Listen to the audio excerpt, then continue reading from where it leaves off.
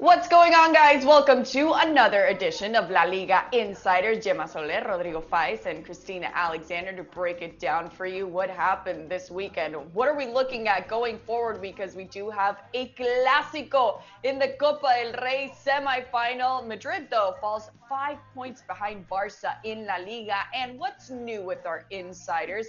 And we can't leave aside a little bit of extra time, because speaking of extra, that's what Iñaki Williams has been since 2016. We'll tell you a little bit more about him looking forward. But we have to start, of course, with what we just found out. The semifinals. Copa del Rey, of course, that you can enjoy on ESPN. Plus, that first semifinal, Osasuna against Athletic Club. But, of course, the focus shifts to Real Madrid against Barcelona. A lot of people maybe wanted this in the final, but I think it's still so interesting to see them, of course, in this semifinal. We're going to see that twice, so we really can't complain. Gemma, what's your reaction when you see this, knowing what we just saw of these two teams against each other, Real Madrid and Barcelona, in the Supercopa? Well, it was a feeling of happiness, because it's probably the most exciting big rivalry that we can find in football, and we are not gonna find it only once in a final, but it will be twice in the semifinals, plus another one in the big El Clásico from La Liga. So this means that the month of March is going to be very intense, probably very spicy, with three El Clásicos and a lot of excitement related to that. And a big question mark, will Real Madrid still be kind of depressed? Will Barcelona be able to keep getting the results? Maybe not the beautiful game, but yes, the result. There will be a revenge from the Super Cups final. A lot of questions, but it's of course a joy for everyone who loves football to know that we will be able to have such a big showcase in the semifinals of the Super Cup with these two editions of El Clásico. Yeah, and it's interesting what Gemma is talking about, Rodrigo, because we don't necessarily know what moment these two teams will be at now when we see the semifinals. But what do you expect? Because, of course, we know that it's different when we talk about El Clásico in La Liga and El Clásico in semifinal, like we're going to see in the Copa del Rey. What do I expect? Do you get it? You get it? The smell of revenge. That's what I expect from Real Madrid. And I expect, a better Clásico, because when you get the last Clásico back in mind, you see that Real Madrid weren't at their best. And the thing is that, Barca, they perform so great and so well, from the 1 minute to the 90, that, they've proved that they are now, at this moment of La Liga, much better than Real Madrid, because Real Madrid are struggling a lot in defense, and they are struggling a lot, if you see what they did last night against Real Sociedad, you're struggling trying to score goals, because you depend so much on Benzema that if the French guy doesn't have the day, you have to depend on Vinicius, on Rodrigo, or even in Valverde, Modric, Kroos, and they are not at the peak form in this part of the season. So that is why, I expect Real Madrid this month to get better and to get to those three Clásicos, the two of the Copa del Rey and the Clásico in La Liga, much better, not only in attack but in defense, because they need to be better if they want to face Barcelona, and if they want to win this title race. Doesn't matter if you're talking about La Liga or even Copa del Rey. Rodrigo, I'm going to stick with you, because we have to get to what happened this weekend with Real Madrid. We knew it was a big game, of course. I'm not saying they lost and that they separated a lot from Barcelona, but they are now 5 points clear of that first place. Barcelona, after that 0-0 draw. What did Real Madrid need to do that they couldn't find against this Real Sociedad side? Well, if you look back at last night's game, you could see how Real Madrid played maybe the best game in La Liga so far.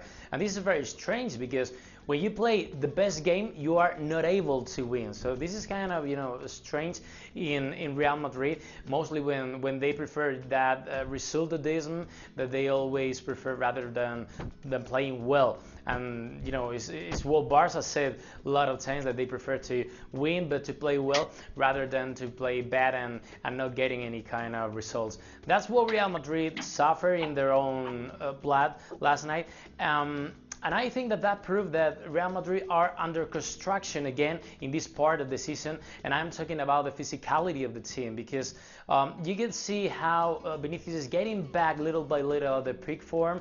Like, for example, Benzema is at the same point of this, physicality. But then you see what happened in the rest of the team, and they need a little bit more, because with those lack of goals that they have this season, you have to be very brave, and you have to be very constant and regular to see, okay, this is what we did against Real Sociedad with that 61% of possession, with those shot on goals, and they have to improve a little bit the scoring, and they need to be at the same level that they were last night on defense. But this is very strange, because, okay, the best defending game in La Liga for Real Madrid maybe was last night, and Dani Carvajal and Mendy, those who are theoretically the left and right back, the starting 11, they weren't last night. So, when Ancelotti played with Nacho at the right back and Kama being as a left back, this is something that they have to keep in mind for the future. And I'm talking about the summer window transfer, because they need to improve that if they don't want to struggle again as they did in this first half of the season. Yeah, absolutely. And like you said, Real Madrid had such a great game. We just saw that not only the possession, but the shots, and of course the shots on goal, Gemma, and they still weren't able to convert. But what Rodrigo said, it's true. So many nice combination plays that we saw from this Carlo Ancelotti side, but they still weren't able to put, that on board and take the 3 points home. What worries you about this Real Madrid side that are playing nice but aren't getting the results? First times Madrid are suffering from this, because usually they are very pragmatic and efficient, so they don't need to play really well to get the results. I wouldn't be worried, because it's true that they played really well yesterday. I think it was also a matter of lack of giving credit to the rival Real Sociedad. But the thing is that it comes after a series of matches that they haven't been very effective. They haven't been playing very well. They have some symptoms that the midfield is not working that much well. So if this was only one match that they don't get the result or whatever, it wouldn't be worried. But it's a series of things that we are seeing of this Real Madrid, that the engine is not working properly. And the other thing is that I think Ancelotti doesn't have the resources in the bench, because in today's football, after such a special year with the World Cup in the middle, one might think that with such big team, Ancelotti should be using more substitutes, and he is not. I think it was only 2 yesterday, and we have been seeing this in the last games, and this is because he cannot find solutions in the bench. Nothing that is better than what's in the field, and I think this is really worrying, because when you are the defending champion, at some point in the season you're gonna be struggling, because everyone wants to beat you, and sometimes there could be a little bit of lack of motivation. So that's what I think this Real Madrid is giving really some symptoms that things are not really working well, and they have to change it, because it's gonna be too late otherwise. Yeah, and what Rodrigo just mentioned with this physicality that we're not seeing from Real Madrid, of course, and their calendar is only going to get a little bit more congested too with Copa del Rey, and of course looking forward to Champions League. But let's stick to La Liga. Of course, Gemma, I'm going to stick with you, because Barcelona had that victory, the 3 points, and we talked last week about how this could be a complicated match. But what do you think about what Barcelona did? They did just enough to get those 3 points. Well, it's not carnival yet, but I think at some point they put the dress of Real Madrid, probably the Real Madrid of last season, being very pragmatical, efficient, a goal, and honestly nothing else. I think it might have been one of the worst games of Barcelona, because the victory against Getafe was really tough to watch, but they generated a lot. Against Girona, they were absolutely unable to create chances. So it was really a tough game for Xavi's squad. It's true that we all were surprised, because Girona was much more conservative, much more defensive, that what we could expect, but I can understand Mitchell, and I think this will be a problem that Barcelona will be facing. They have so much trouble when they play against a defensive team that I think all the coaches in La Liga will have the temptation to play like Girona, because they were really close to at least get a draw against Barcelona. It's true that we can talk about physicality. The fact of Dembele was injured, and he's such a brilliant player in trying to generate unpredictability to this Barcelona. They were, of course, not having Lewandowski and some other conditions that it made them difficult, but it was a tough victory from Barcelona, but they get the result in a long season, especially this exceptional one. You need to get the points from ugly wins. They definitely did. And the truth is that after a really ugly win, Barcelona are 5 points clear of Real Madrid, and this is something we haven't seen in more than 3 years. The last time Barcelona were able to do that, they won their last La Liga with Valverde as a coach. Yeah, I don't hear any fans complaining about how it wasn't brilliant football. I know they're probably very, very happy with those 3 points, and Real Madrid would rather be in this situation than with that 0-0 draw against Real Sociedad. But the reality is that there is worry around Barcelona, especially with Dembele. That's maybe something that we didn't expect a season or two ago, Rodrigo. It would have been like, well, here we go again. It's the typical thing and whatever. They haven't really been using Dembele a lot. But that's not the case. How much did you think that had to do with Barcelona maybe struggling against this Girona side with that Dembele injury early on in the match? Well, Dembele is going to be missed by Xavi a lot because, well, first of all, he's one of the Xavi's priorities when he came into Barcelona bench. I remember all the summer window transfer that he was, so stubborn to try to get Dembele in the squad, and they tried to negotiate so hard because it was Xavi's priority. And I do understand, because this is the first time ever since Xavi arrived to Barcelona bench that Dembele falls injured. So that is why I think it's going to be missed, because when you see what Xavi how Xavi organizes his attack on Barca, Dembele is a key player for that. I expect a lot from Rafinha, and he's still, under construction player. I understand that Ansu Fati is still on his way back to be what we all expected, and we all saw from Ansu Fati at the very beginning of his career in the Barcelona first team. But, Dembele is the only one, that rivals. He's the only one that he's so fast, and he's the only one that, turn every rival's defense around, because you are so focused in getting him, out of the game that you maybe, forget about the rest of Barcelona attackers. So that's why I think he's going to be really missed by Xavi, because he's a unique player that Xavi doesn't really have a replacement for. Yeah, and it was someone that kind of felt like a signing because of the coming back of Ousmane Dembele and his revival now, but unfortunately, Gemma, now faced with a few weeks now out of action, and considering that a complicated situation, of course, with what Rodrigo just mentioned, and Xavi's situation now, because they have to turn it around quick. They're facing Betis on Wednesday. What do you expect from this match, which is another tough one for Barcelona? Oh yes, it's a difficult one, and we have this recent game we saw in the semifinals of the Spanish Super Cup when Barcelona, it was really tough for them to be able to get that draw and eventually just winning in the penalties. It's a difficult trip.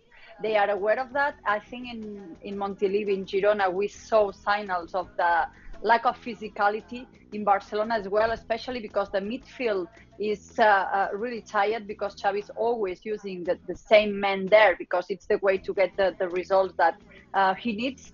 So let's see, because it's such a difficult stadium. It always gets super rough when big teams or big rivals, like I'm talking about Sevilla, Real Madrid or Barcelona, when they go to the Benito Villamarin, it's something huge, and they push so much. They try to be player number 12, and of course it's a huge setback not being able to have Ousmane Dembele there. Xavi has other players who will be talking a little bit of what's going to be the plan in our insiders, but I think the moral of the troop of the team is really high, and that's what Xavi will try to appeal, that they have been doing so much effort and they have to keep on doing that. They will be training tomorrow before traveling to Sevilla on Wednesday, and that 5 points gap with Real Madrid, it really gives them a lot of motivations, a lot of strength.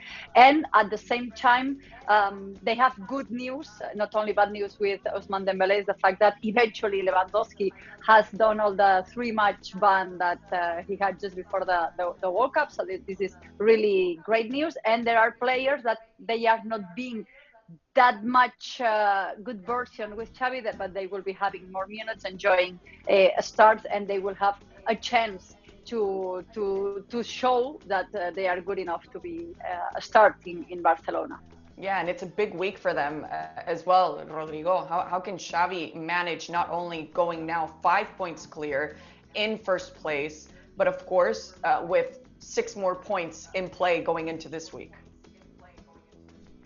Well, they got the pressure on them, so that is why they have to prove that they are fit enough to be at the top of the table till the end of the year. That is why Xavi has to be prepared, and he has to get the team ready for that pressure, because this is a very tough year for Xavi, because when you have Real Madrid and you got that 5-point difference in between Real Madrid and Football Club Barcelona, this is gonna turn really hard for Barca to keep at that level. First of all, because as we mentioned before a lot of times during this season, Barcelona is a very young squad. You got Koundé, you got Xavi, you got Gavi. Sorry for that. You got Gavi, Pedro, you got Koundé, you got Ansu Fati. You got so many young players that maybe they don't know the meaning of pressure against Real Madrid. And when you have that pressure day by day, week by week, month by month, and you have to face Real Madrid 3 times in a row in that month of March, I think it's gonna be like a key moment for Barca to know if they are ready enough to give that pressure and to keep working and playing like like they've been playing for this past month, because this is a really tough test for them. And I don't know what they will do in this season, but at least at this moment they are happy and they are proud of what they did. But let's see, because this is very long. Yeah, hold your champagne and chill it, because we don't know if it's even going to be used this season, because a lot can happen still down the road. Speaking of down the road, you can watch this big Barcelona match they're going to have at Sevilla against Real Betis on Wednesday, 2:30 p.m. Eastern. You can sign up now to not only watch this match, but all of La Liga matches on ESPN+. From there, we're going to go straight into our insider information, because Gemma, you previewed a little bit about what you were going to tell us now with this insider information and the latest with Ousmane Dembele. How's he doing?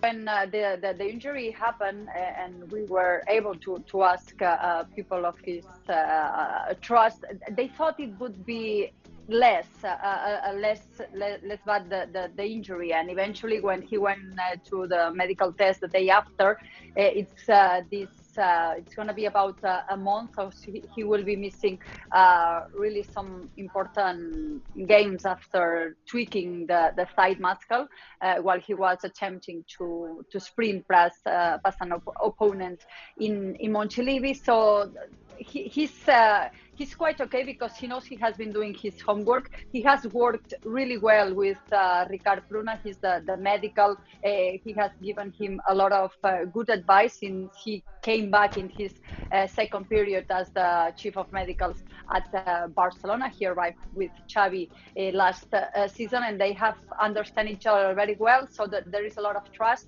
and Dembele understands that this is a part of his career, and he's in a different situation than a couple of seasons ago, where he was all the time having injuries. He knows himself much more. So the Xavi staff, they are very concerned, because it's a huge setback, as we were mentioning, because he was probably at the top of his career. Probably he played the best game with Barcelona in the previous match against Real Sociedad. So it's really bad luck for Dembele, for Xavi, for Barcelona.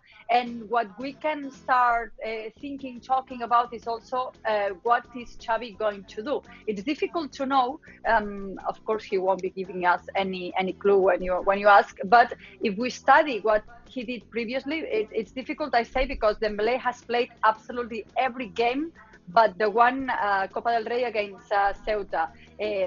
He played minutes in every game, but he missed 5 starts. And most of the times in these 5 starts, Xavi used 2 resources. It would be Lewandowski, Rafinha, and Ansu Fati. So we can start thinking that this might be the preferred choice for Xavi for this huge setback that is Ousmane Dembele's absence. And I'm sure he will be giving a trust to Rafinha. It's a player kind of criticized because he's not doing very well, but the thing is that he plays better when he's able to be in Ousmane Dembele position. So I think he will give him the chance in Benito Villamarin and in most of these games when Ousmane Dembele will be injured. He's and the last point to the French man, he's already working. Not in the gym, in the sports city of Joan Gamper, and he doesn't want to be in a rush because he knows himself very well and he doesn't want to run any risk as he did earlier when he rushed into coming back to field and it was too soon. And I'm sure the reaction is just totally different than what we saw last season or the other times that we saw that he fell injured. Gemma, I mean, correct me if I'm wrong, right? That he's working hard and they know that he's working hard because he wants to get back on the pitch, correct? Sure, yeah, of course. Yeah, a completely different Ousmane Dembele. So we'll have to see how the next few weeks looks for him. Speaking of looking forward to the future, what's going on with Ceballos, Rodri? Real Madrid are monitoring his situation. We've already said that Ceballos, he's done with Real Madrid by the end of this season. He's free now to negotiate his future to any club that is interested in him. But the thing is that, after his performances in the last 15 days, Real Madrid are maybe changing their mind because they understand that now that Ancelotti is giving him some chances, he's performing really well. I'm not gonna say that Real Madrid is offering Ceballos a renewal contract. Okay, we're not at that point yet, but Real Madrid is happy by the way Ceballos is performing now with Real Madrid. They understand, as Ancelotti said several times, that Dani Ceballos deserves much more opportunities than he had with the Italian coach in the past 2-3 years. The thing is that even Ancelotti admitted that on the press conferences that we've seen in past months. So that is why maybe Real Madrid are changing their mind, because Real Madrid now, if they look at the midfield line, they'll see that Ceballos, that Toni Kroos and Luka Modric are done by the end of this season because they can be free by June 13th. So that is why they have to think about that. They have to expect what Toni Kroos. They have to wait for the German guy to decide finally whether if he stays at Real Madrid or if he retires. They have to wait for Luka Modric because Luka Modric is not at the top form now and they want to wait a little bit. But the thing is that Ceballos is performing that well that maybe in the next weeks Real Madrid will change their mind and could offer him a renewal contract for next years to be at Real Madrid. Yeah, they're waiting for a little cash flow now with that situation. We know that Toni Kroos has alluded to his retirement, but of course it has to be 100% official before they can do any other movement. Speaking of cash flow, of course, Barcelona looking for some. Gemma, why? Why this time now? Well, because once again, maybe they were a little too optimistic when they predicted what they might reach this season, especially in Champions League. They were counting about 20 million with getting the quarterfinals of the Champions League. They don't have this. They made some extra signings, and LaLiga are going to be very strict with them. And they have already announced that there's no more levers, no more tricks, and that they will be having to sell players. That's why Barcelona are in talks with Sporting Portugal to a possible transfer on Hector Bellerin. It's the right winger, is a left back, full back, sorry, is a player that is not counting with minutes for Xavi, so he would be okay looking for a new opportunity. He will be leaving on a loan. There are talks, last minute talks, because the winter transfer market is about to close, and this is seen for Barcelona like one of the chances, and probably they don't have to do it now. They can get this extra cash in at the end of the season, but they know that the La Liga is going to be very strict for them. They are unable to register the new agreement of Marcos Alonso, of Gavi, of Ronald Araujo, the new contracts of these two youngsters, and they need cash, and this means getting rid of big salaries, getting rid of some players, and that's what Mateo Alemán, Jordi Cruyff, and all the financial staff of Barcelona will have to be working with this. In summer, they had a lot of financial resources with the famous levers that we all had fun and talk about. The funny thing, Cristina, is how can a club that managed to get 740 million extra cash with levers are in this situation with being unable to register these renewals of such a key players, especially Araujo and Gavi. Well, that's where Barcelona is. They are coming from a very difficult situation during the pandemic, the COVID years with the stadium closed. They are paying for that. And they want to be competitive. They want to have Lewandowski. They want to have Rafinha. They want to have all these shiny players, and that's why they are struggling so much. So I think we will be talking in the next week about these financial complications. Once again, the never-ending story for Barcelona. Yeah, it truly is a never-ending story. But right now, have their cake. They just don't know if they're going to be able to eat it too. But yeah, we'll see what transpires now in the next few weeks for Barcelona and that still complicated situation. Back to you, Rodri, because as Gemma mentioned, just a few days left for this transfer market, at least for winter, to close up. How important are days like today for players like Felipe looking towards the Premier League?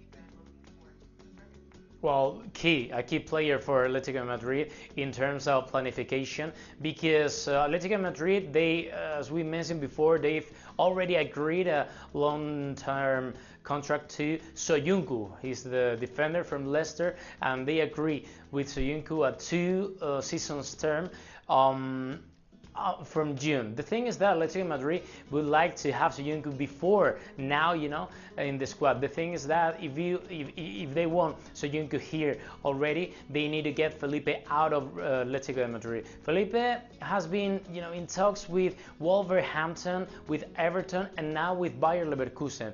The thing is that, his salary demands are really high, so that is why they're still negotiating, and they are not either optimistic or pessimistic at Atletico Madrid, because at the end of the day, it all depends on what the player finally decides. The thing is that they have still, a little bit more than 24 hours to close the market, and they expect Felipe to leave because he doesn't really count on, or Simeone doesn't really count on him, and that is why they expect him to leave to bring Soyuncu as soon as possible. They already agree with Leicester to bring Soyuncu to Atletico Madrid, but due to the salary cap laws by La Liga, they need him, Felipe, to be out of Atletico Madrid as soon as possible. Let's see if he finally decides to go to the Premier League. Everton is the main favorite now at this moment, or if he finally chooses to go to Bundesliga, Bayer Leverkusen, which is another great option for the Brazilian guy. It'll be really interesting to see where he ends up practically in the next few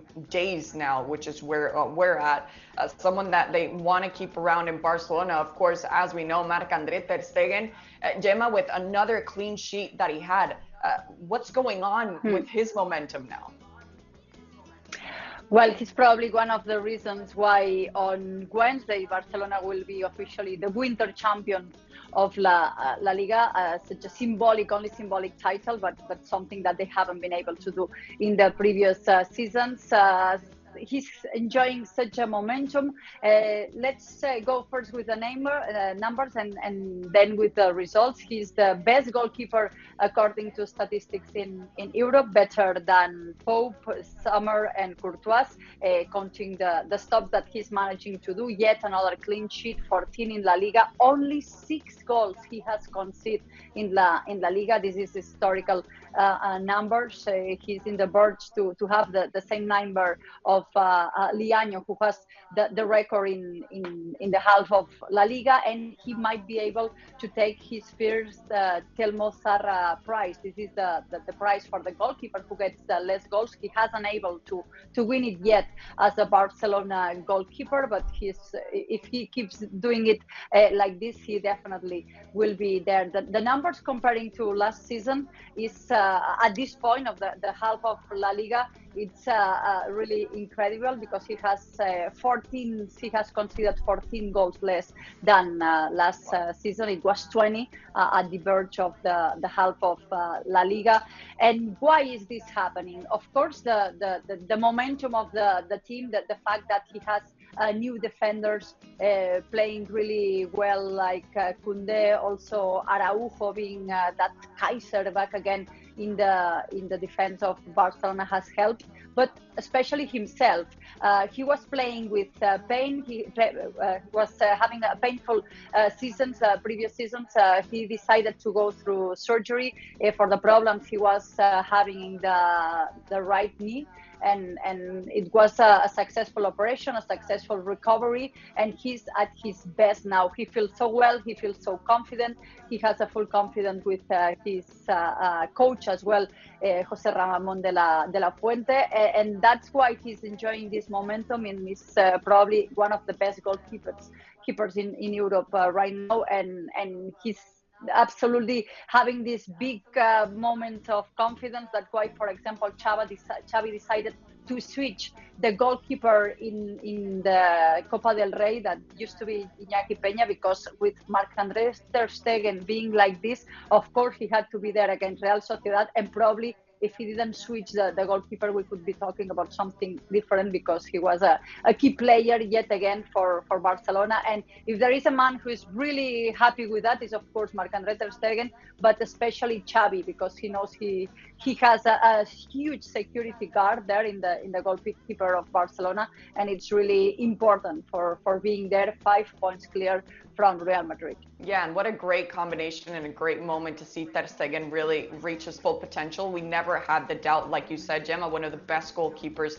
in Europe and in the world probably, but to have that combination of no pain, like you mentioned, and of course a better defense, and Xavi, why not, on the sideline as well. Marc-André Ter Stegen is having a good time. Let's switch over to you, Rodri, because you talked to us about Iván Fresneda last week. What's his day or his week looking like right now?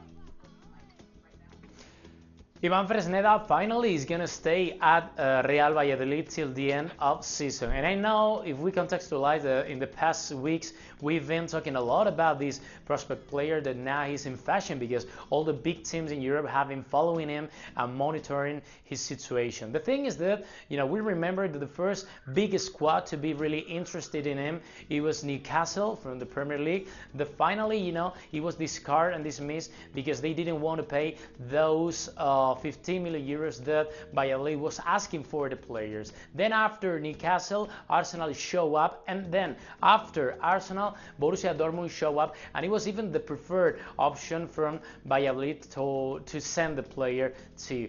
Finally, Valladolid, what they wanted, apart from those 15 million euros, they wanted the player to stay at Real Valladolid on loan till the end of the season, so they didn't have to sign any other players. So these two main favorites team, like Arsenal and Borussia Dortmund, finally said, okay, if we're gonna pay for him now and we gotta keep him on loan at Valladolid till the end of the season, this doesn't have any sense. So we're gonna wait till the summer. We're gonna get an agreement in the next months with the player and his entourage, and then we're gonna sign him. So that's why he's gonna stay at Real Valladolid. is gonna say that in the next hours because he's preparing an official announcement to say, I'm gonna stay here, I'm gonna show my full commitment to Real Valladolid because he thinks Real Valladolid is his home, and let's see what happens in the summer window transfer because this is gonna be, one of the biggest names of the future. Yeah, so we're gonna put a little star next to his name as well. For now, at Valladolid,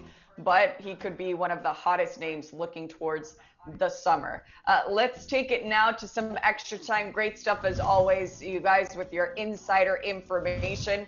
I saw what Iñaki Williams did, and I don't think I really had it in mind until I saw his injury. He had a run of 251 consecutive appearances for Athletic Club. It ended on Sunday due to injury. The last time he missed a game was April 7th, 2016. Almost 7 years without missing a match. It just blows my mind. Gemma, what's your reaction? Yeah, I mean, we've been talking a lot about this when he reached like a magical number of 100, 200, 100 and whatever.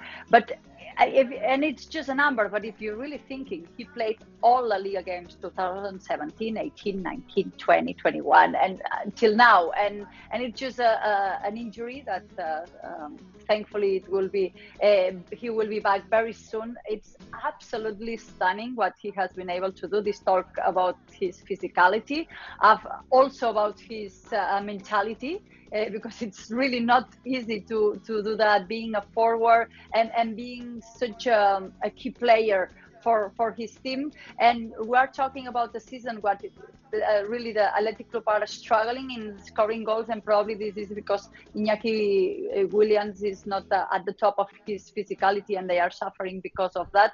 But it's historical, and it's absolutely stunning what he has been able to do. Yeah, Rodri, what do you think? He's not a human being, believe me. I mean, this is something incredible. And this achievement is, for me, unique in the world of football nowadays because every single week we are a lot of players suffering from any kind of overloads or whatever, and he's there. I mean, and he's the way he plays is based on physicality, so that is why it's strange. This is so weird for me. But anyway, I was with him at the Qatar World Cup, and he told me that the secret of his success it was eating base country meat. So if you want to get a great chuletón, you know what you wait for. I mean, yeah, if I was in Spain, you have to go to the Basque country. I mean, yeah, I would happily do that. It's a great tip. Maybe I have to move closer to you guys. Who knows? Maybe that's the key. Not that I'm getting injured, or not that I'm a professional athlete in any sense of the word. Guys, great stuff. I always love to remind our viewers to follow both of you on your respective social medias to, of course, get the latest insider information on La Liga. And you can, of course, watch all of La Liga matches on ESPN Plus. Gemma, Rodri, great time as always. See you soon.